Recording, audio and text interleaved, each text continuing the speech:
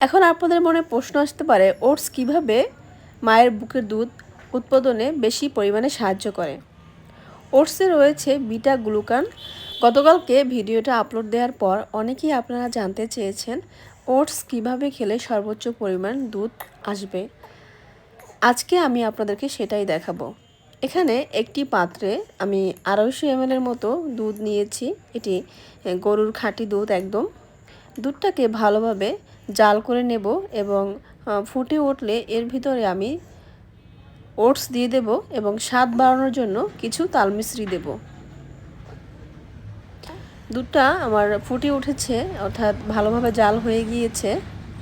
এখানে আমি 3 থেকে 4 টেবিল চামচ ওটস নিয়েছি এবং তাল মিছরি নিয়েছি। ওটস এবং তাল মিছরি দেওয়ার পরে 2 থেকে 3 মিনিট জাল করে নিলেই তৈরি হয়ে যাবে সুস্বাদু ওটস মিল।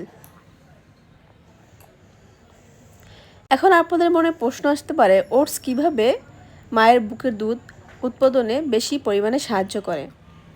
ওটসে রয়েছে বিটা গ্লুকান, যেটা একটি দ্রবণীয় ফাইবার যা প্রোল্যাকটিন হরমোনের মাত্রা বাড়াতে সাহায্য করে। প্রোল্যাকটিন হরমোন বুকের দুধ উৎপাদনে গুরুত্বপূর্ণ ভূমিকা রাখে, যেটা আপনারা কম বেশি সবাই জানেন। এটাতে রয়েছে আয়রন। ওটস স্ট্রেস কমাতেও সাহায্য করে। এছাড়া রয়েছে প্রোটিন, ফাইবার, ক্যালসিয়াম, ভিটামিন এবং অন্যান্য পুষ্টি উপাদান যা মায়ের সামগ্রিক স্বাস্থ্যের জন্য খুবই গুরুত্বপূর্ণ।